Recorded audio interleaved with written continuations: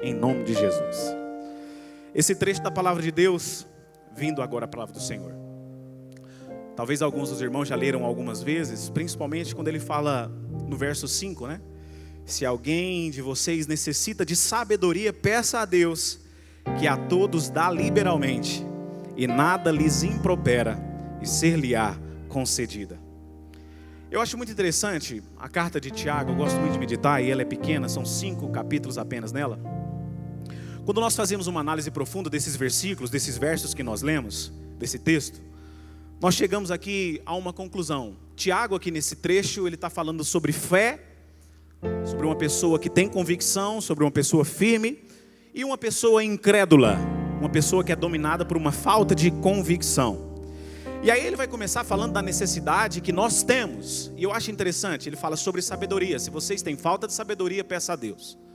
Se eu perguntar aqui essa noite, quem que precisa de algo da parte de Deus essa semana? Eu e você, tenho certeza que eu e você, nós vamos levantar a mão. Porque talvez em termos visíveis, alguém possa dizer, pastor, graças a Deus está tudo bem lá em casa. Mas se Deus não soprar o fôlego de vida em você amanhã, acabou, irmão.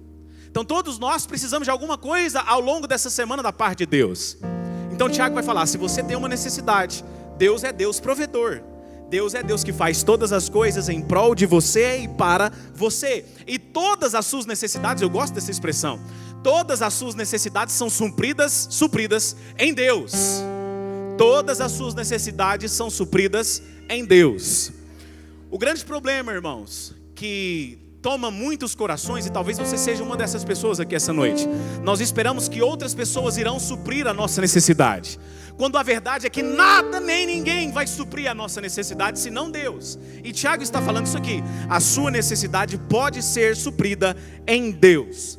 E existe um caminho, eu queria que você gravasse isso essa noite. Existe um caminho para que nós alcancemos essa provisão da parte de Deus. E sabe qual é o caminho principal? A palavra de Deus, em especial em muitas cartas do apóstolo Paulo e o Novo Testamento, é esse princípio que rege as palavras do Novo Testamento: fé.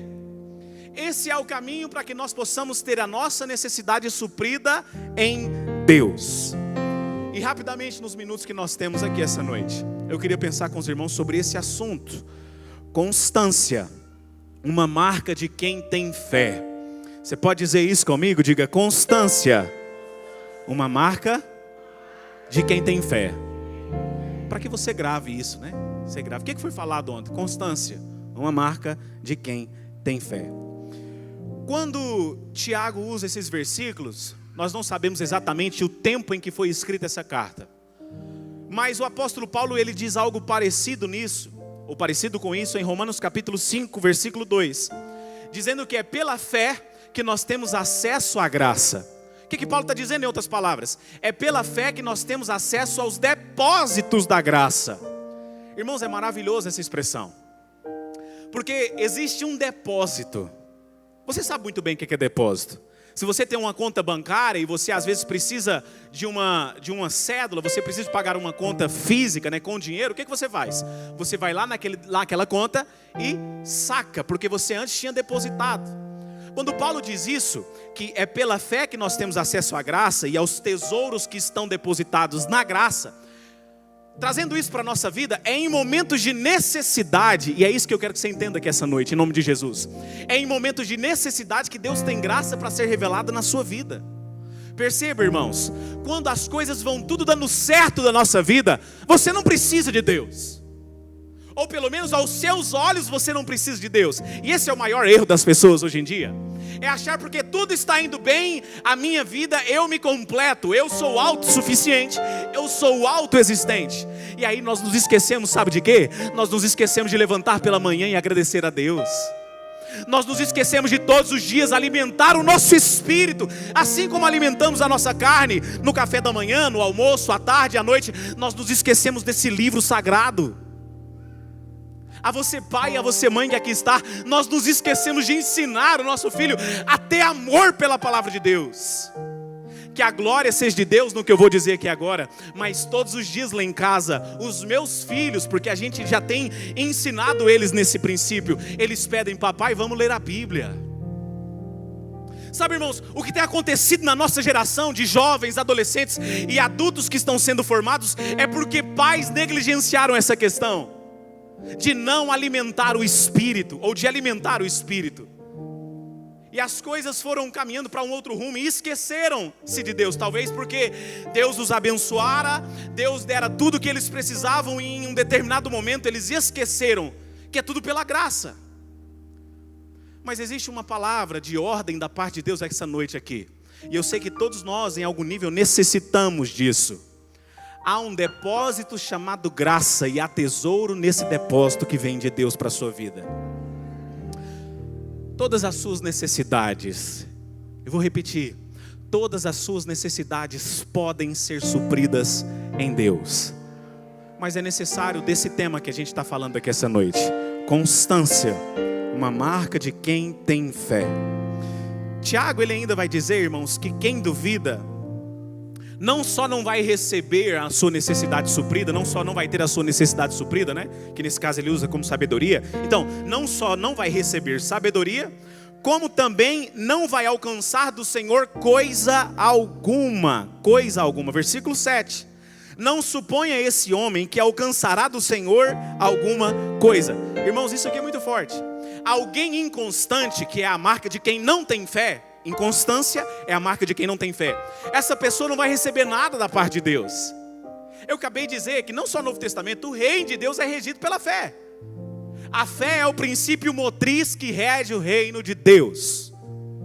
A fé é o princípio motriz, é o motor que rege o reino de Deus. A palavra do Senhor em diversos episódios vai dizer que sem fé é impossível agradar a Deus. Versículo 6 de Hebreus capítulo 11. Sem fé é impossível agradar a Deus, pois é necessário que todo aquele que se aproxima de Deus creia que Ele existe e é galardoador daqueles que o buscam. Aleluia, aleluia. É necessário nós termos isso em mente. Em outro episódio, Hebreus capítulo 10, versículo 38, a palavra do Senhor vai dizer assim: o justo viverá da fé. O justo viverá da fé ou pela fé. Então o que nós precisamos compreender aqui nessa carta do apóstolo Tiago é que ele não está falando somente de fé ou incredulidade, mas ele está falando de fatores que acompanham aqueles que são constantes. E é interessante que nós podemos ver outras evidências em outros textos da palavra de Deus sobre essa questão da constância. Uma delas está em Jeremias capítulo 17, o versículo 5 e 6. Projete aí para nós, por favor. Jeremias 17, versículos 5 e 6. Assim diz a palavra de Deus: assim diz o Senhor: maldito o homem que confia no homem e faz da carne o seu braço e aparta o seu coração do Senhor, porque será como a tamargueira no deserto, e não verá quando vem o bem. Antes morará nos lugares secos do deserto, na terra salgada e inabitável. Bendito o homem que confia no Senhor e cuja confiança é o Senhor. Daqui a pouco a gente fala mais desse versículo 7. Mas o que fica evidente aqui nesse trecho de Jeremias 17, irmãos, é que o problema das pessoas que têm um ânimo dobre, e ânimo dobre, como a gente disse, é uma pessoa inconstante, é que elas fazem como um padrão a sua não confiança em outras pessoas e acabam transferindo isso para o seu relacionamento com Deus. Elas acabam pegando os mesmos parâmetros das decepções que tiveram com relacionamentos e transferem isso para o seu relacionamento com Deus.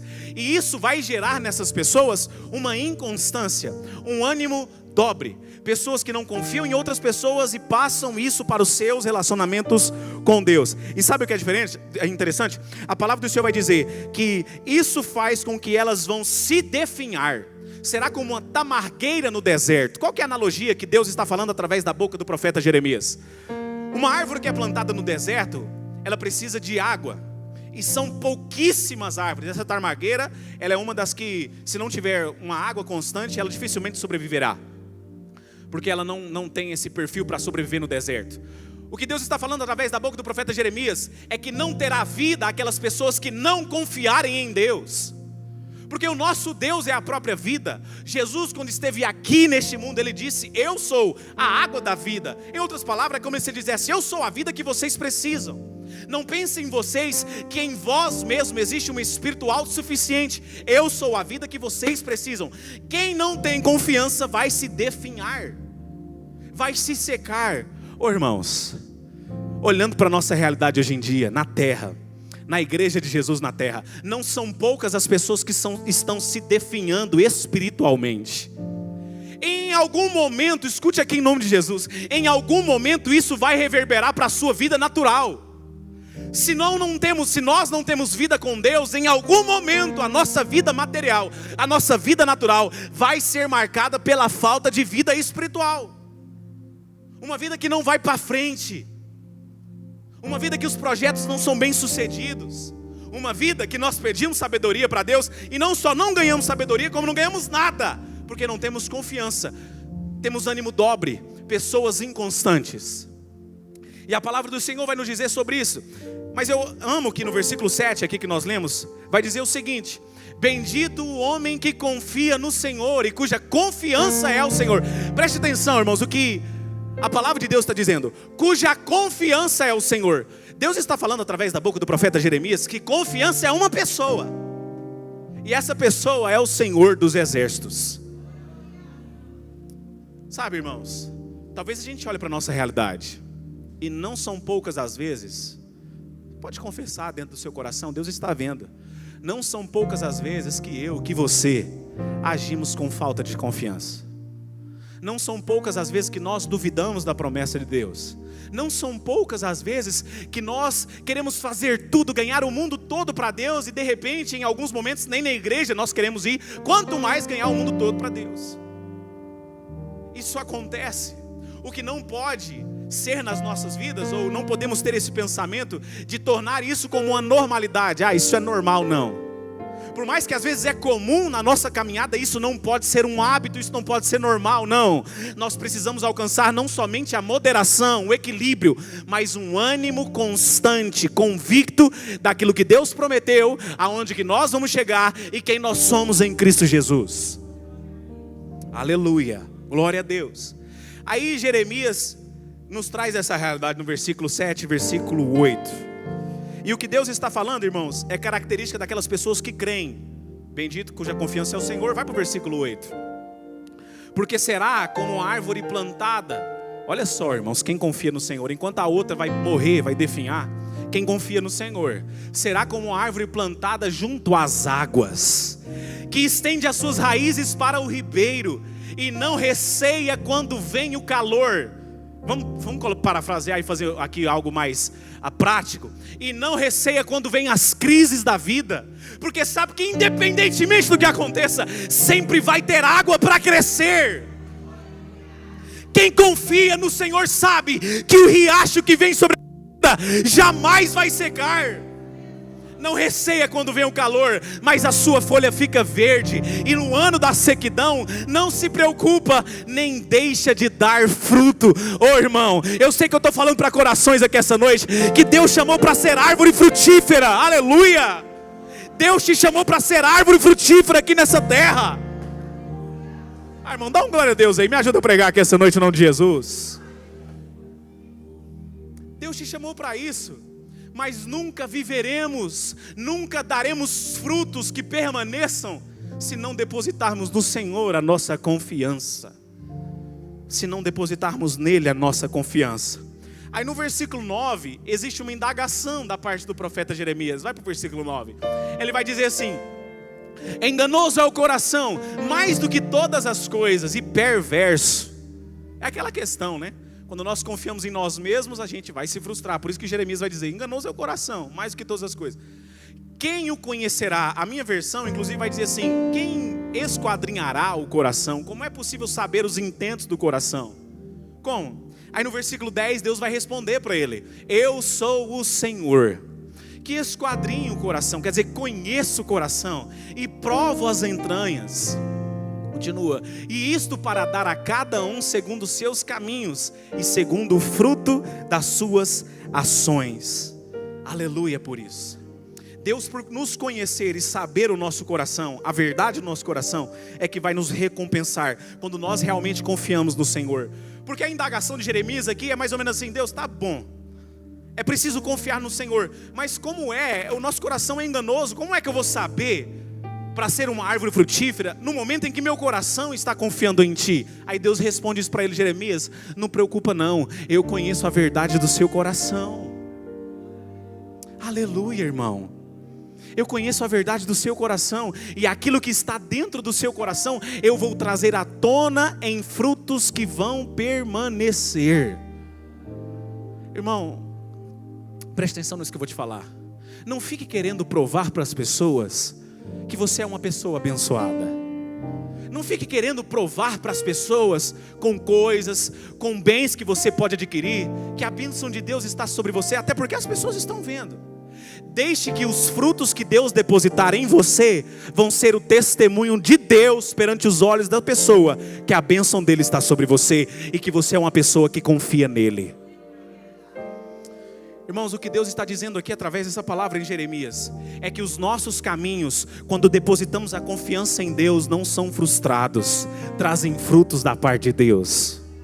Trazem frutos da parte de Deus.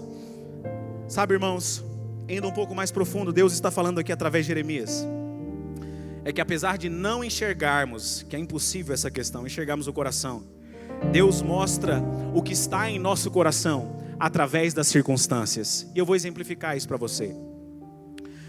Quando nós chegamos em um período de crise, né, e nós estamos passando aí por uma crise, né? Há pessoas que dizem que vão piorar, mas a nossa fé não está nisso, né? Nossa fé está em Deus, glória a Jesus. Mas quando vem uma crise, a primeira coisa que o incrédulo faz é duvidar, questionar. E às vezes isso até passa a ser como uma barreira no seu relacionamento com Deus. Porque olha aqui, por favor, tira a sua atenção de mim, não, irmão?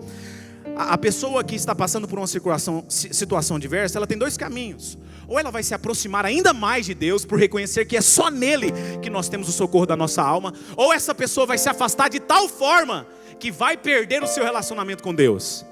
Porque ela não consegue mais orar, ela só está indagando, ela não tem mais confiança em Deus. Ela só tem questionamentos: por que isso está acontecendo na minha vida? E aí ela vai ser tomada por um sentimento que está em todos os corações hoje em dia, um sentimento chamado ansiedade. O incrédulo no meio da crise, ele é tomado pela ansiedade. A pessoa que tem um ânimo dobre, que não confia no Senhor, que não é uma pessoa que ainda está constante em Deus, ela vai ser dominada por essa ansiedade, porque não confia no Senhor. Mas e esse é o contraste que Deus está fazendo nesses versículos aqui através de Jeremias. Aquela pessoa que confia no Senhor, independentemente da situação, independentemente da crise que vier sobre a sua vida, ela vai se levantar até como um farol no meio dessa geração que está vivendo dentro de uma escuridão, para dizer assim: eu estou firmado em uma rocha. Então pode vir a maior crise que for, o maior vendaval que for, a minha alma encontra guarida, encontra esconderijo, encontra força, repouso em Deus. Ele é o meu castelo forte. Eu não sei se você se lembra de um hino que foi composto no século XVI, por um homem que marcou a minha e a sua história, que foi talvez o principal nome, mas teve outros, né? Martinho Lutero, ele escreve um hino, Castelo Forte, e ele vai dizer: Castelo Forte é o nosso Deus, socorro e refúgio. Irmãos, nós precisamos entender que independentemente das situações, Ele é o nosso escudo. Nós estamos em uma rocha. E é através das circunstâncias adversas que muitas vezes nós relutamos: eu não quero viver isso, Deus acabe logo com essa situação. É que Deus vai revelar o que está no nosso coração. Deixa eu te falar algo aqui, irmão.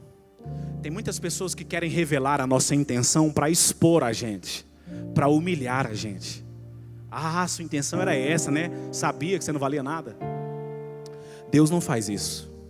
Deus, ele expõe uma intenção errada no seu coração para curar você, para trazer uma nova realidade para você. Quantos estão entendendo? Diga glória a Deus. As situações adversas que Deus permite vir à sua vida é para mostrar: nossa, eu preciso rever a minha confiança em Deus. Eu preciso mudar a minha postura diante de Deus. Eu preciso buscar mais a Deus. Eu preciso confiar que eu não estou andando para lugar nenhum, não. Eu estou andando no centro da vontade de Deus. Ele nos expõe para mostrar o que está no nosso coração. e para revelar as pessoas que confiam e aqueles que não confiam. E é justamente essa ideia do texto inicial que nós lemos em Tiago. Tiago está falando: aquele que duvida, ele compara uma pessoa como a onda do mar. O que é a onda do mar? Uma pessoa impelida de um lado para o outro. Quando ele fecha essa ideia no versículo 8, ele vai dizer: homem indeciso, inconstante em todos os seus caminhos. Indeciso e inconstante em todos os seus caminhos. Sabe, irmãos, às vezes nós podemos pensar que a inconstância, eu mesmo já pensei isso, talvez seja o seu caso, a inconstância por parte de algumas pessoas levaram elas a não terem mais fé. Aquela pessoa ficou inconstante, foi afastando. Lógico que isso leva a um esfriamento da fé, leva à apostasia, que é o se afastar de Deus. Mas não é a inconstância que leva a pessoa a não ter fé. A verdade é que a inconstância é um sinal, uma marca de quem ainda não tem uma fé verdadeira. E isso é muito forte, irmãos. Nós precisamos aplicar isso na nossa vida diária com Deus, no nosso relacionamento com Deus. A inconstância é a marca daquelas pessoas que ainda não têm fé. Inconstância é a marca de pessoas que ainda não têm fé. É por isso que a gente pode afirmar do lado oposto que a constância é o sinal, é a marca de quem tem fé. Constância é a marca de quem tem fé. E essa questão da constância que a gente está falando aqui, irmãos, ela também não pode ser associada, como muitas pessoas fazem, ao temperamento de alguma pessoa. Eu acho que até ontem eu conversava com a missionária Isabel Cristina. Ela falava como é que é aquela síndrome lá que a senhora falou, mano, Cris? Da pessoas que são bipolares, aquela que a senhora falou? É borderline, né? Aquelas pessoas que são quase um bipolar, mas é um pouco mais do que o bipolar, né? A gente não pode associar com pessoas que têm esse tipo de transtorno no seu temperamento, nas suas emoções. Não. A inconstância não vem disso. Pessoas que uma hora querem nos abraçar, outra hora não querem nos ver. Não, a inconstância não é isso, né? Não é relacionada ao temperamento. Ou talvez alguém possa dizer assim: foi a criação dessa pessoa, né? É claro que eu reitero aqui, algumas coisas vão formando e moldando o nosso caráter. Talvez alguém possa dizer assim: tal pessoa é inconstante porque o pai dessa pessoa, ou a mãe dessa pessoa, ou a pessoa que criou esse menino, era uma pessoa totalmente inconstante. Começava um projeto, não terminava. Começava, não terminava. É lógico que a criança vai desenvolver esse pensamento, mas também não está relacionada a isso. A inconstância, irmãos, ela é falta de fé. Isso. E a constância é a marca de quem tem fé. Mas para a gente entender um pouco mais, o que é a fé? O que vem a ser a fé? Eu não sei se talvez você indagou, e é isso que nós precisamos, irmãos, carregar no nosso coração. É começarmos a fazer perguntas de como nós temos vivido o nosso cristianismo. O que é fé? Tá, eu preciso ter fé, mas o que é esse sentimento? O que é essa ação? Isso é uma emoção? O que é isso? A palavra do Senhor vai dizer em Hebreus, capítulo 11, no versículo 1, quando vai falar ali da galeria dos heróis da fé. Fé é a convicção. Convicção. Fé é a certeza das coisas que se espera e a convicção das coisas que não se veem. Fé é convicção. Fé é convicção. E é por causa dessa certeza que nós temos, essa convicção que nós temos, que nós alcançamos constância. Nós não nos tornamos uma pessoa de ânimo dobre, que ora acredita em Deus, ora não acredita em Deus, ora acredita que é possível, ora acredita que é impossível viver aquilo. Não, eu alcancei um amadurecimento em Deus através de uma convicção. Fé é o firme fundamento das coisas que se esperam e a prova das coisas que não se veem. A minha versão aqui que eu anotei diz: é a convicção das coisas que não se veem. É isso, irmãos, que nós precisamos ter. Apesar de eu não estar vendo no mundo material, já existe em um sentido espiritual. Deus ainda não só trouxe a realidade, mas já existe. Eu vou continuar caminhando, eu vou continuar olhando para Deus, porque eu sei que no momento exato que Ele achar oportuno, não no momento que eu quero, Ele vai trazer à tona na minha vida. Isso vai se concretizar. É a convicção daquilo que eu não vejo, mas daquilo que eu espero em Deus. Deixa eu te fazer uma pergunta para você se indagar aí com o Espírito Santo dentro de você agora. O que é que você espera em Deus? Perceba, a pergunta não é que você espera de Deus. De Deus nós já recebemos tudo, irmãos, em Cristo. O que é que você espera em Deus? Pare por um minuto aí, por um segundo.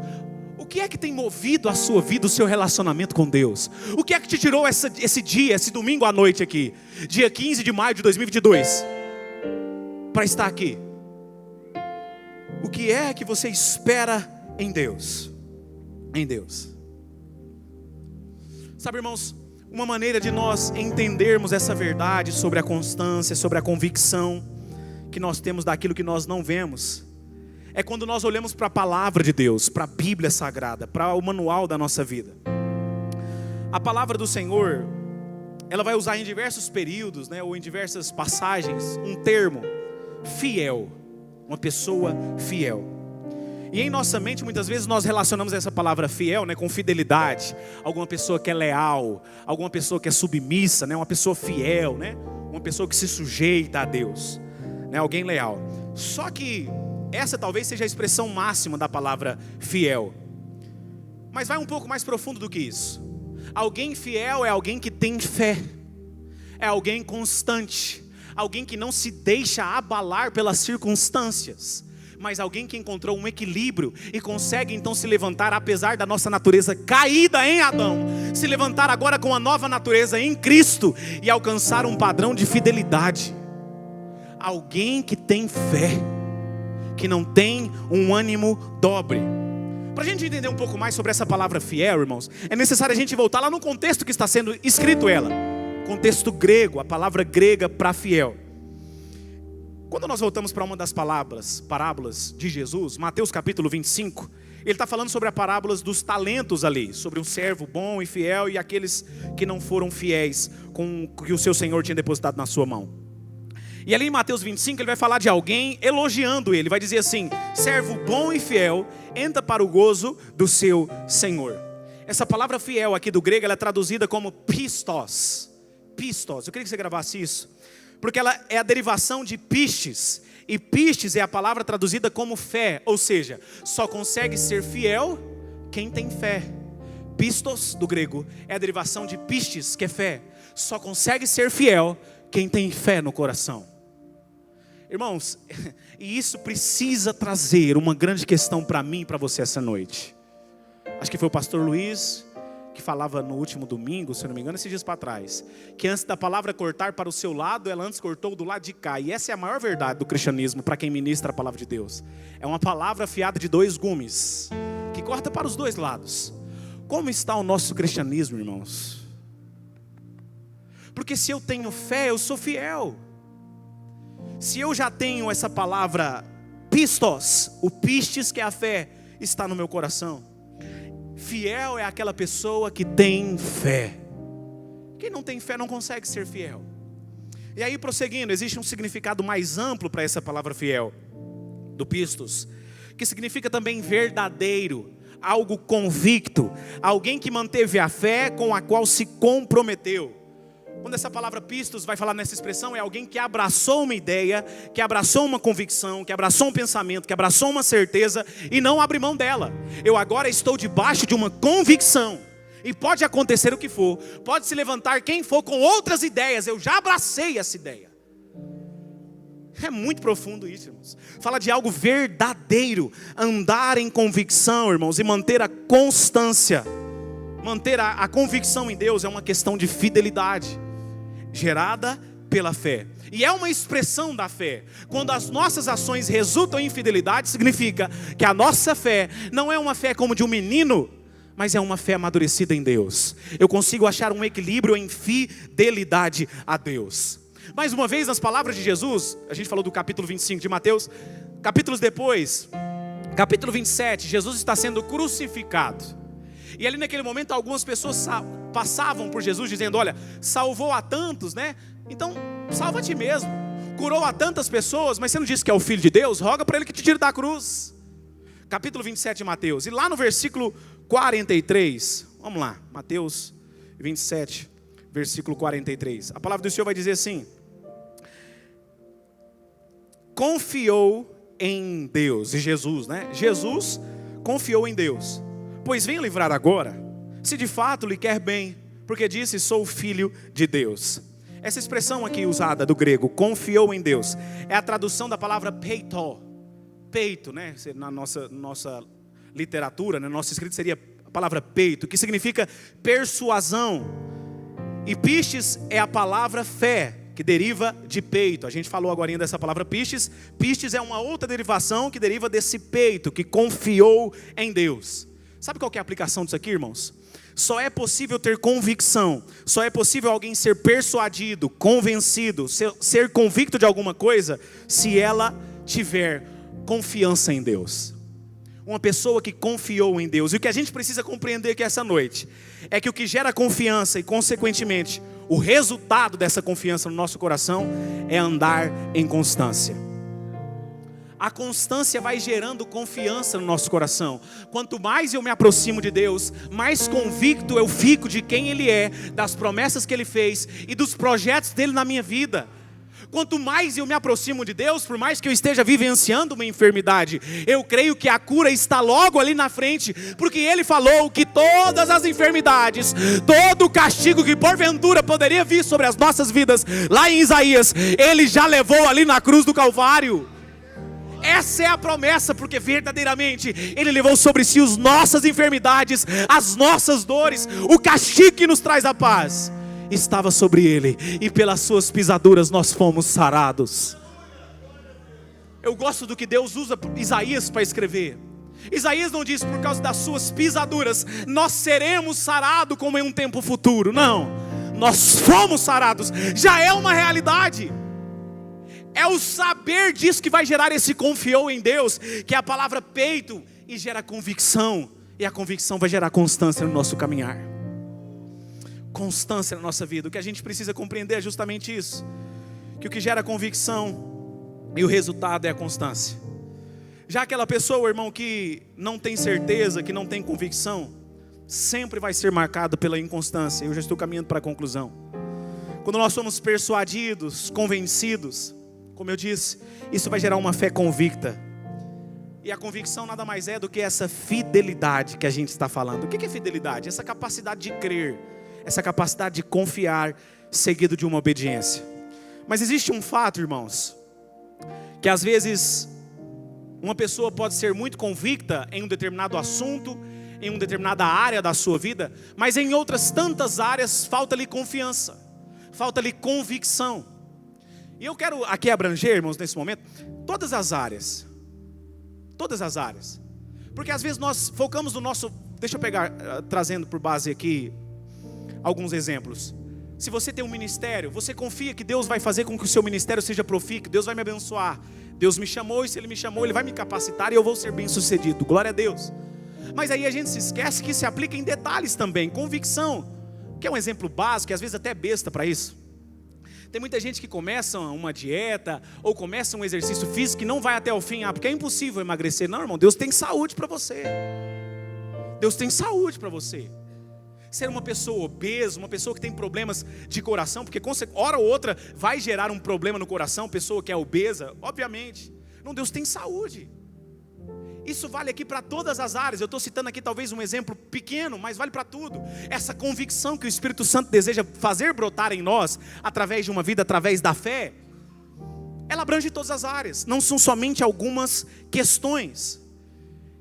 E o interessante disso aqui, irmãos, é que a gente precisa começar a alimentar isso, alimentar essa convicção em Deus, porque a gente só vai atingir um equilíbrio, uma constância em todas as áreas, se nós formos expostos e alimentados pela palavra. Eu dizia isso nos minutos iniciais. Olha, irmão, saia com isso no seu coração essa noite. Você só vai ser uma pessoa convicta, uma pessoa que consegue ser fiel a Deus, se você for exposto e alimentado pela palavra de Deus. Eu falava aqui alguns dias para trás, com os irmãos que servem aqui na igreja, que a gente vai passando os dias, os anos de caminhada com Deus, e muitas vezes aquelas pessoas que são mais envolvidas com a obra de Deus, a gente tem uma tendência muito fácil e natural de perder a sensibilidade do nosso relacionamento com Deus. A gente perde essa questão, a gente acha que não é mais preciso pagar o preço na oração. Não, Jesus já levou todo o preço, né, pastor? Jesus levou o preço, não precisa mais orar. Que coisa, irmãos. Que o Espírito Santo possa mover o meu coração essa noite, o seu coração, há um espírito sensível à voz dele, de não perdermos essa sensibilidade, de desenvolvermos vida com ele. Ser exposto e ser alimentado pela palavra, é isso que vai gerar convicção no nosso coração.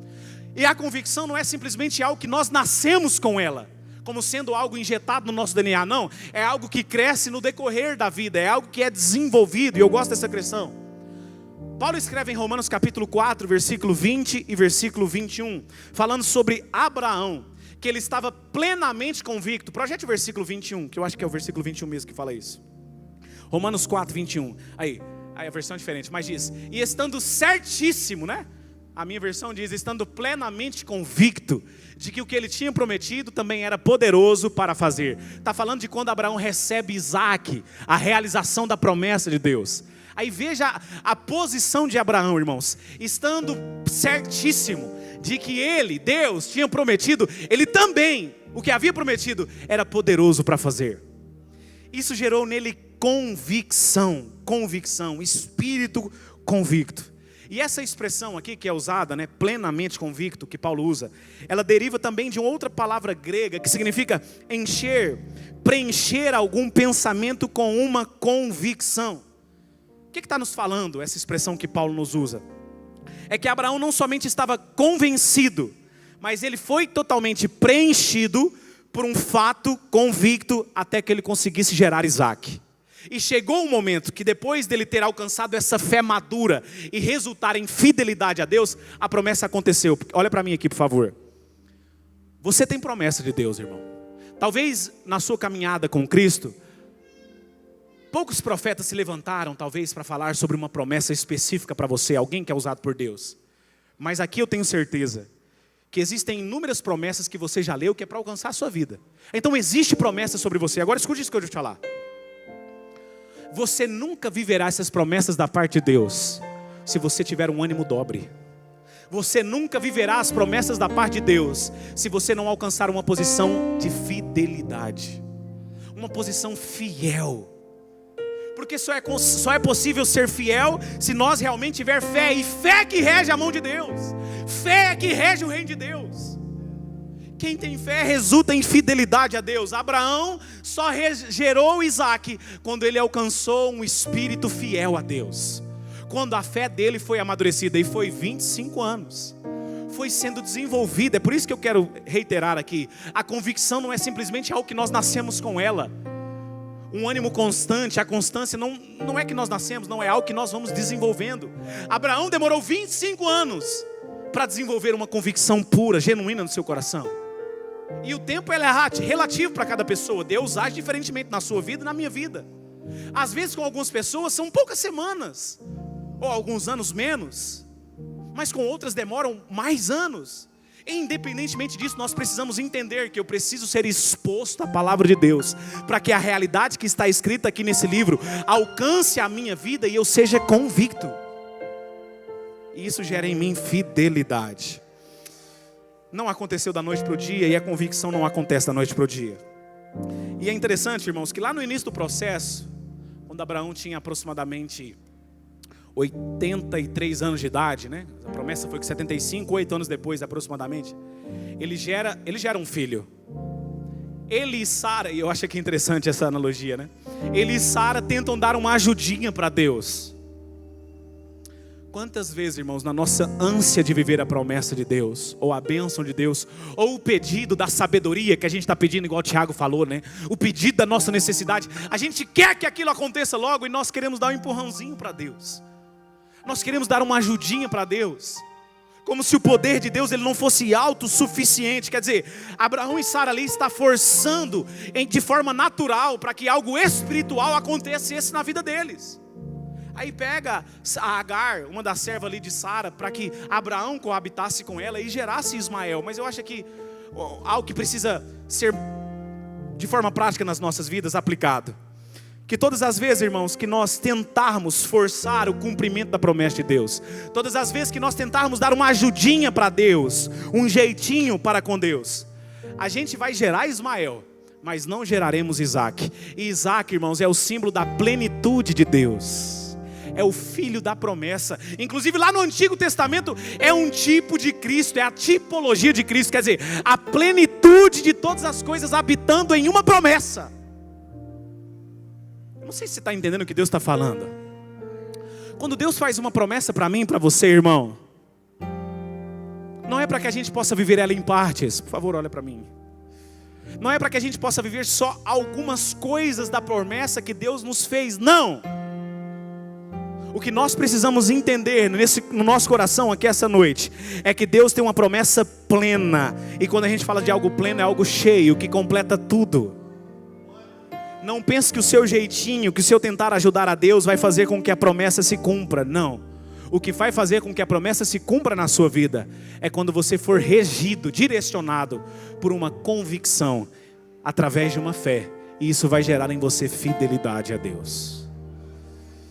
E a fidelidade tem a marca a constância. E quando Abraão, irmãos, ele é convicto da promessa, Isaac nasce de forma natural. Eu imagino até que naquele momento, Abraão e Sara nem estavam se lembrando. Talvez eles até tinham se esquecido, mas de forma natural, sem eles forçarem, aconteceu. Irmão, enquanto você estiver só pensando na promessa, só na promessa, só na promessa, só na promessa, não vai acontecer na sua vida.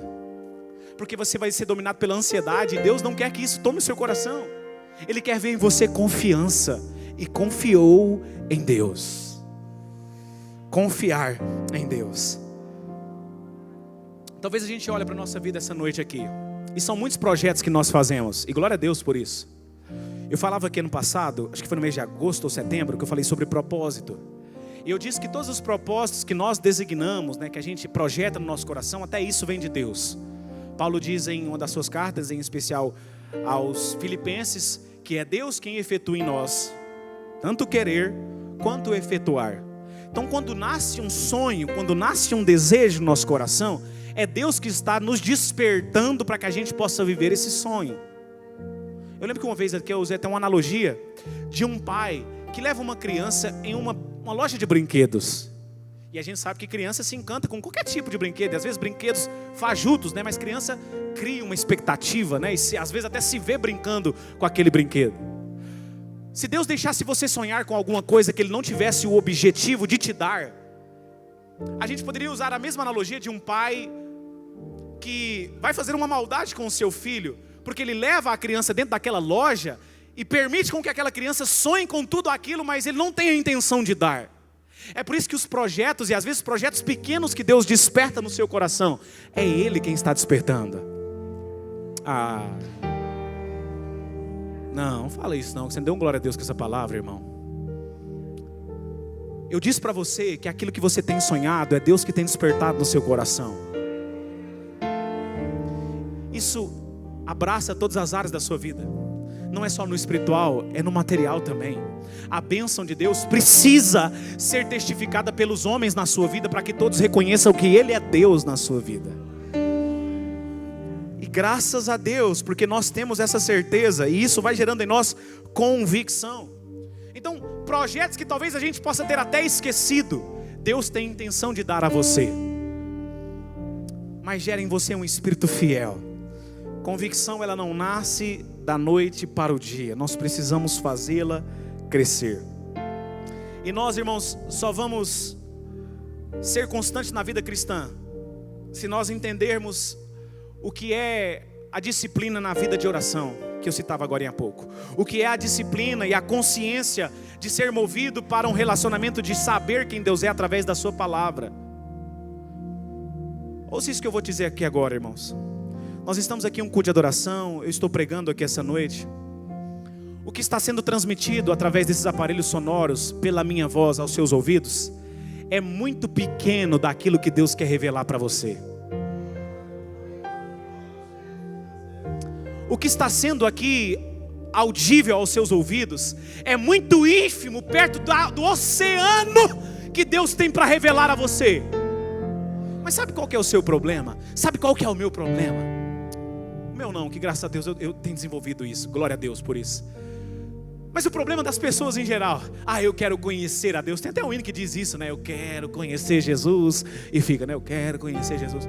Mas como conhecer alguém se a gente não lê a sua biografia, se a gente não lê qual é os seus desígnios, se a gente não saber qual é a sua vontade, se a gente não saber qual é o seu parâmetro. É impossível conhecer a Deus e não desenvolvermos a leitura da palavra de Deus. E isso ao longo dessa semana precisa constranger você, irmão. Porque você tem tempo para tudo, mas não tem tempo para ler a Bíblia. Precisamos ser constrangidos em nossas deficiências e mudarmos de atitude diante de Deus. Porque ninguém vai ver que você está lendo a Bíblia, mas Deus vê. Tem gente que é regido por um coração assim: eu não leio a Bíblia porque eu não entendo nada. Mas é justamente por ter esse coração que Deus nunca vai revelar quem Ele é para você. Nós paramos no primeiro momento por causa da preguiça. Essa é a verdade, irmãos. Nós temos preguiça de ler a Bíblia. Mas eu louvo a Deus, porque toda vez que Deus traz uma palavra de confronto, é para mudar e fazer a gente prosperar na vida, romper com a nossa naturalidade, romper com a nossa carnalidade. Deus tem um ambiente espiritual para você viver, não um ambiente carnal não. Deus tem uma aproximação de quem Ele é para você. E glória a Deus por isso.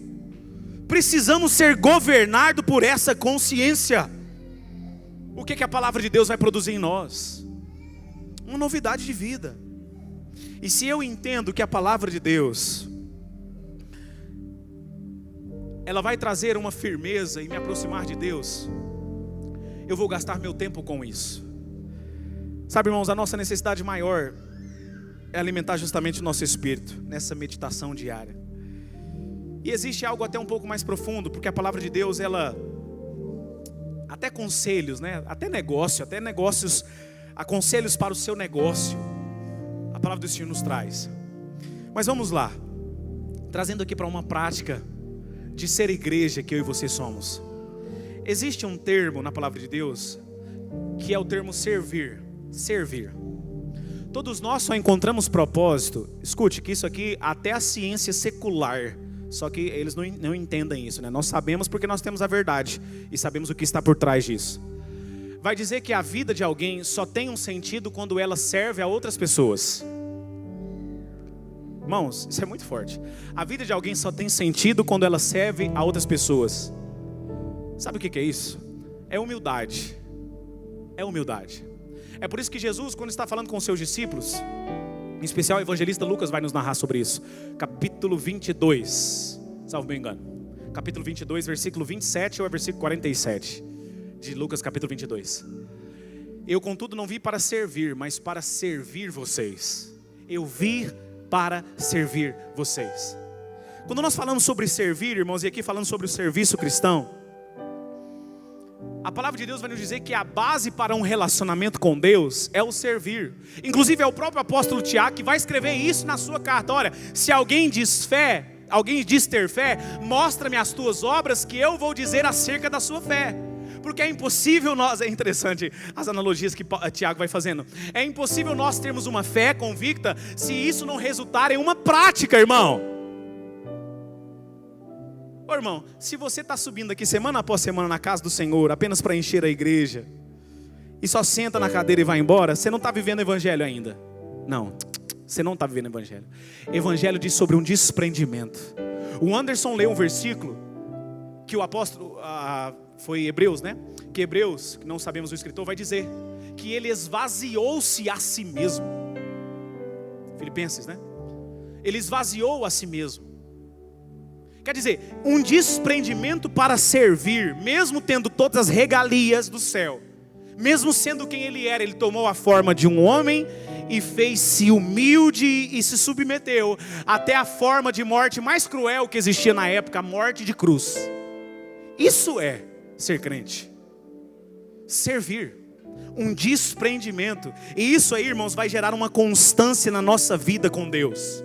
Porque serviço cristão é a base para um relacionamento com Deus. Foi isso que Jesus veio nos mostrar, irmão.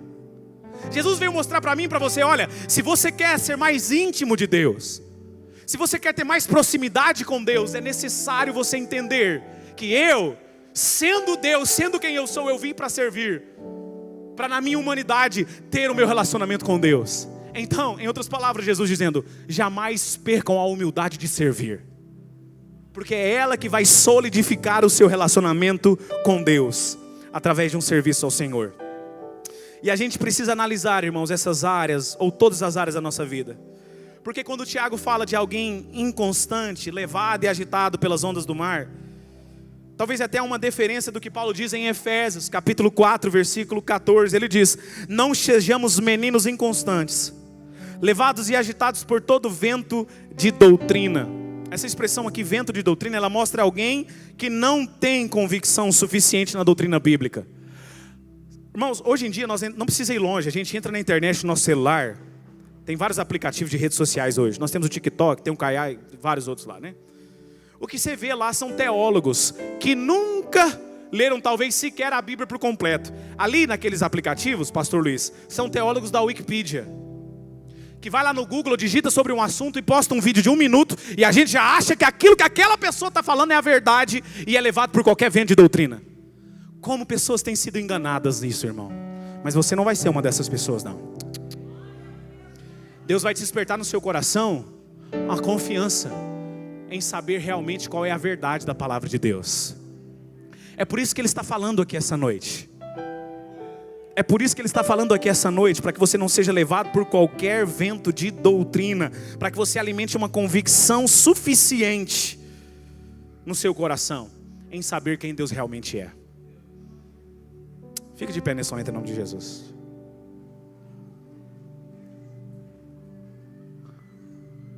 Sabe, irmãos, quanto mais forte for as nossas convicções, e quanto mais nós alimentarmos ela pela palavra de Deus, porque a única forma de nós alimentarmos essa convicção é pela palavra de Deus, mais nós seremos constantes em áreas específicas da nossa vida, não somente em determinados assuntos, mas em áreas específicas.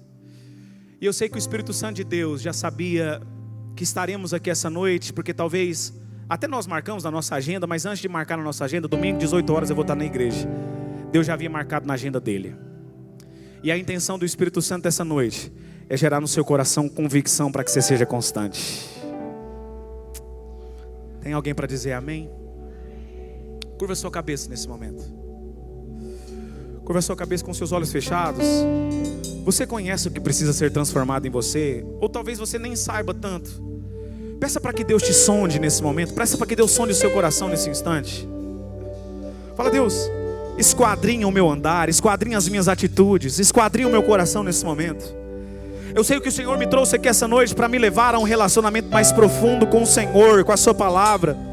Eu sei que o Senhor me trouxe aqui essa noite para desenvolver uma fé que não seja como a onda do mar, que não seja como os ventos que são levadas de um lado para o outro, mas que mesmo em meio aos vendavais da vida, eu seja como uma âncora no mar. Deus, eu sei que o Senhor nos trouxe aqui essa noite com um propósito, ó Deus. Eu sei que o Senhor nos trouxe, ó Deus, para que nós não sejamos conhecidos pela indecisão ou pelas indecisões, que nós não sejamos conhecidos pelas inconstâncias que muitas vezes bate na porta do nosso coração, mas que nós possamos ser conhecidos, ó Deus, à semelhança de Abraão, alguém constante que foi convicto e foi fiel ao Senhor.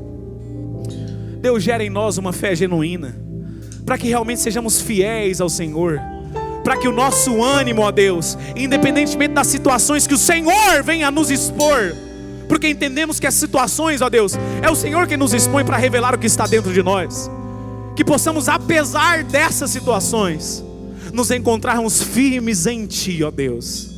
Pai, nós lemos aqui essa noite: maldito aquele que confia em outro homem.